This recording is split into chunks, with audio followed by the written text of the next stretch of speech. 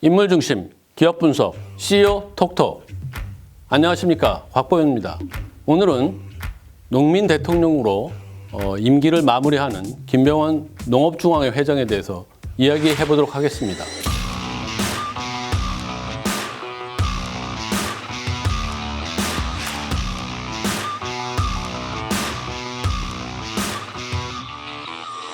2020년 3월 임기 만료를 앞두고 있는 김병원 농업중앙회 회장이 총선 출마를 준비하면서 이 농민의 목소리를 과연 국회까지 이어갈지 관심이 집중되고 있습니다. 김병원 회장은 임기 내내 농민이 처한 어려운 상황을 국회와 정부에 전달하려고 애를 썼지만 이것이 좀 미흡하지 않았나 이런 생각을 하고 있는 것 같은 그런 느낌이 듭니다. 그래서 오늘은 김병원 회장이 왜 아쉬움을 가질 수밖에 없는지 좀 집중적으로 살펴보고 김병원 회장의 개인의 문제라기보다는 농협중앙회의 구조적인 문제가 아닌가 이 부분을 짚어보도록 하겠습니다.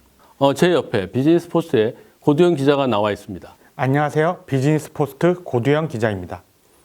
네, 고 기자. 사실 농협은 국내 굴지의 기업이라고 할 수 있습니다. 조합원 수가 213만 명이 넘고 그리고 조합 수가 1118곳이나 됩니다. 임직원 수만 합쳐도 한 10만 명이 넘는 걸로 알고 있고 공정위 기준으로 봤을 때 자산이 한 59조 2천억이 되면은 국내 기업 집단 중에서 순위가 한 9위 정도 나옵니다. 이렇게 보면은 국내 경제에서 차지하고 있는 위상이 결코 낮지 않은데 김병원 회장이 실질적으로는 권한과 책임을 법적으로 지지 않는 이런 위치에 있다는 말이 나오고 있거든요. 어떤가요, 이 부분은? 법적으로 농협중앙회장은 비상임 명예직입니다. 따라서 경영활동에 있어서 권한뿐 아니라 책임도 지지 않습니다. 한호선, 원철이, 정대근 전 농협중앙회장들이 횡령이나 뇌물수수 등의 혐의로 사법 처리를 받으면서 농협중앙회장의 권한을 줄이기에 2005년 농협법을 개정해 비상임 명예직으로 전환했습니다. 따라서 농협중앙회장의 직무는 농협중앙회를 대표하지만 대외 활동에 한정돼 있습니다. 전무이사가 농협중앙회의 작은 계획, 경영대획들을 농협중앙회장으로부터 위임받아 처리하고 있습니다. 그리고 농업경제사업과 축산경제사업, 상호금융은 각 사업별 대표이사가 전담하고 있습니다. 네, 그렇죠. 현재 허식 부회장이 농협중앙회 전무이사를 맡고 있고 김원석 대표이사 그리고 김태환 대표이사가 각각 농업경제 그리고 축산경제를 맡고 있습니다. 그리고 소송무 대표이사가 상호금융 부문을 맡고 있고 이런 구조로 이루어져 있지 않습니까? 그런데 김병원 회장이 비상임 명예직이라고 하지만 이 조직들에 사실상 영향력을 행사하고 있다 이런 분석이 나오고 있는데 이거는 어떤 해석이 가능한가요? 그 이유는 전무이사나 각 사업별 대표이사의 인사권을 농협중앙회장이 쥐고 있기 때문입니다. 그리고 조합 지원 자금 배분에 영향을 미치고 조합감사위원회를 통해 감사권도 행사하고 있습니다. 인사, 예산, 농협에 대해서 전반적인 영향력을 행사하고 있는 게 사실인데 책임은 지지 않는 기형적인 구조가 아닌가 이런 생각이 들거든요. 지난 2011년 4월 농협 전산 사태 때 최원병 전 농협중앙회장이 나는 비상임직이라 아무것도 모르고 책임질 것도 없다고 말한 것은 농협중앙회장이 비상임 명예직이라는 현실을 제대로 보여주는 사례입니다. 권한은 행사하고 곤란한 일이 생기면 비상임이기 때문에 책임이 없다. 이런 식으로 빠져나가는 것은 문제가 아닐 수 없습니다. 사실 김병원 회장이 총선에 출마해서 국회로 나가고자 하는 것도 이와 같이 농협중앙회 회장이 좀 기형적인 구조를 갖고 있기 때문에 나오는 그런 문제 때문이 아닐까 이런 생각이 들거든요. 그런데 여기에 4년 단임제라고 하는 것도 근본적인 한계를 가지고 있기 때문에 이런 출마의 배경이 되지 않았나 이런 분석도 나오고 있거든요. 김병현 농협중앙회장은 임기 내내 농업 현장을 돌아다니며 농민들의 목소리를 들어왔습니다. 현장 경험을 바탕으로 국회의원으로서 역할을 이어가겠다는 것인데요. 세계무역기구 개발도상국 지휘폭이 쌀 목표 가격제 등 굵직한 농업 현안이 남아있는 만큼 김병현 농협중앙회장이 농업인들로부터 기대를 받고 있습니다. 농협중앙회 회장직이 4년 단임제로 되어 있기 때문에 장기적 비전을 가진 목표를 세울 수 없고 정책적 과제를 끌고 나가는 것이 좀 어렵다. 이런 문제가 제기되고 그러니까 이제는 회장직을 좀 정상화하고 연임제로 좀 바꿔야 되지 않나 이런 논의가 나오고 있는 것 같거든요. 그렇습니다. 허식 부회장이 임기 4년이 너무 짧아 업무 연속성이 떨어진다며 연임제 도입 논의에 불을 붙였습니다. 그런데 왜 연임제가 도입되지 못하는 거죠? 연임제가 도입되면은 연임을 위해서라도 농협중앙회 회장이 더 열심히 일을 하고 성과를 내고 이런 모습을 보여줄 텐데 왜 안 되는지 이해를 할 수가 없는 것 같습니다. 앞서 설명드렸듯이 민선 1대부터 3대 농협중앙회장이 횡령이나 뇌물수수 등으로 사법 처리를 받으면서 단임제로 바뀌게 된 것이기 때문에 아직은 좀 더 지켜봐야 된다는 시선이 많습니다. 그 임기뿐만 아니라 농협중앙회 회장을 뽑는 선거 방식, 그 선출 방식도 좀 문제가 됐었는데 사실 김병원 회장도 그 대의원들이 참여하는 간선제로 뽑힌 그런 그 회장이었고요. 전에는 직선제로 선거가 이루어졌었는데 워낙 과열되고 온갖 잡음이 일어나니까 결국 간선제를 도입한 것 같습니다. 하지만 이제는 간선제가 너무 소수 의견만 반영하는 거 아니냐 이런 문제점을 갖고 있으니까 직선제로 좀 바꿔야 되지 않나 이런 논의가 나오고 있는 것 같습니다. 그래서 2020년 농협회장 선거를 직선제로 좀 바꾸자 이런 논의가 활발하게 일어났지만 결국 모두 무산됐고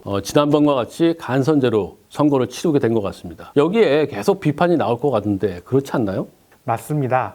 대의원 293명의 간선제로는 전체 조합을 대표하지 못한다는 문제와 공정선거를 치르기 어렵다는 이야기도 나오고 있습니다. 간선제는 조합원의 의사를 묻는 절차나 정책 토론회 등을 거치지 않기 때문에 깜깜이 선거라는 지적도 나오고 있습니다. 네, 그렇군요.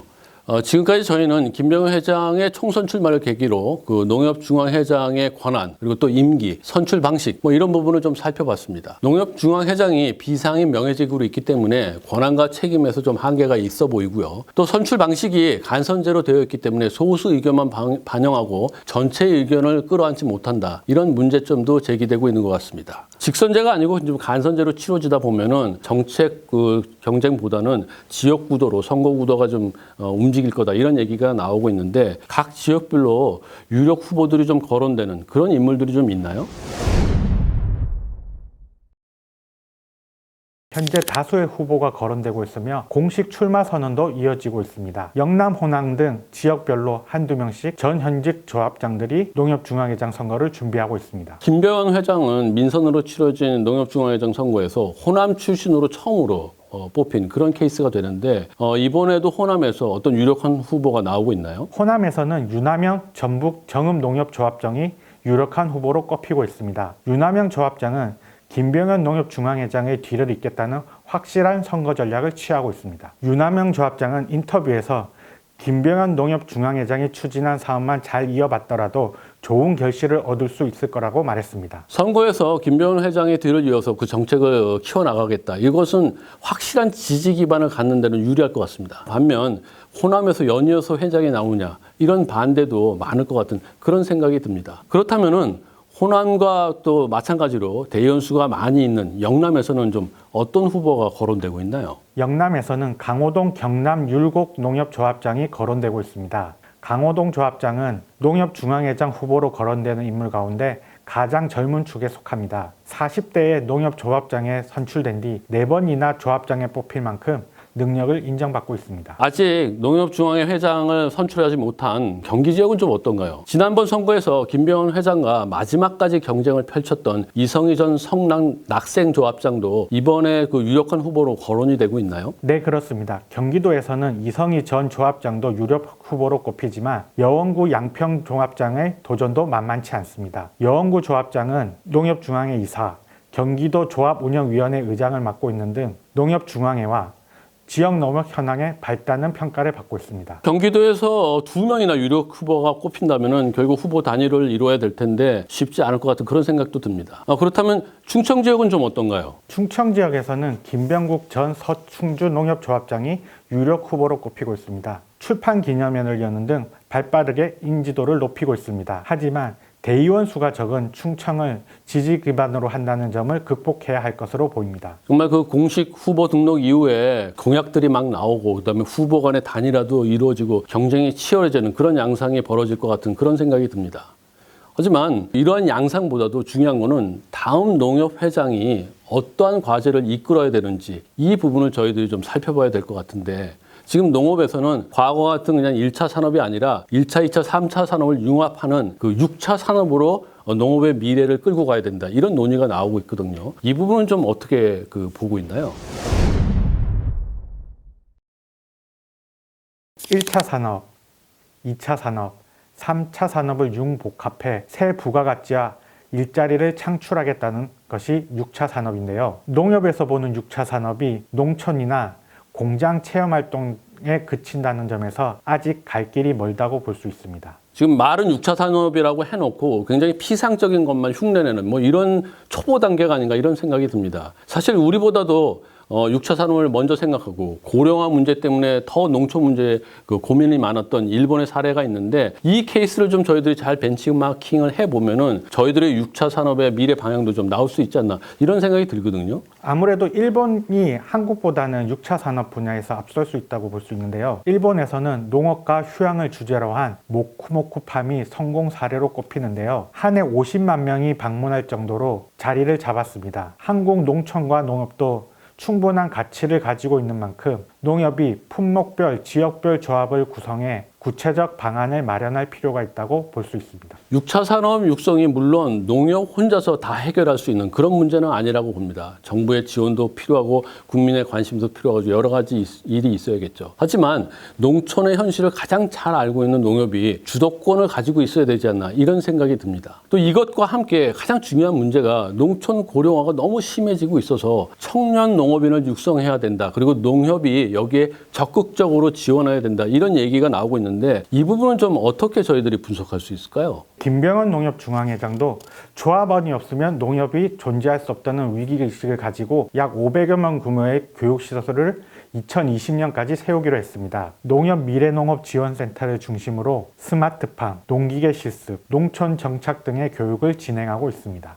그러나 그냥 피성적으로 그냥 교육했다, 몇 개 가르쳐줬다 이걸로 끝나서는 곤란할 것 같습니다. 청년 농업인이 농촌에 정착하려면 처음이니까 기반을 좀 닦아주고 그리고 그들이 자리 잡을 수 있게 계속해서 지원을 해야 청년 농업인이 계속 늘어나지 않을까 이런 분석이 좀 나오고 있거든요. 맞습니다. 농협은 유휴시설을 청년 농업인들에게 제공하고 로컬푸드 직매장과 청년 농업인을 연계해 판로 지원 등의 노력을 기울이고 있습니다. 하지만 지원 대상이 많지 않고 지원 프로그램도 이제 막 시작하는 단계라 다음 농협 중앙회장들이 이를 잘 이어갈 필요가 있습니다. 네, 그렇군요. 다음 농협 중앙회 회장 선거에서 어떤 후보가 당선될지 모르지만 농민 그리고 농업의 미래를 위해서 정말 구체적인 정책들을 개발해 나가고 추진해야 될 것 같습니다. 그리고 지금 농협은 아직도 농업인과 그리고 국민들의 신뢰를 얻지 못하고 있습니다. 이번 농협중앙회 회장 선거에 보는 시선이 좀 따갑기도 합니다. 제발 선거를 잘 치렀으면 좋겠고요. 다음 농협 회장들이 그 법원을 드나드는 일, 이런 일은 좀 없었으면 좋겠습니다. 다음 농협 회장 선거를 계기로 새로운 농협의 모습을 저희들이 기대해 보겠습니다. 오늘 CEO 톡톡 이야기 여기까지입니다. 여러분 구독하기, 좋아요 꼭 부탁드리겠습니다. 감사합니다.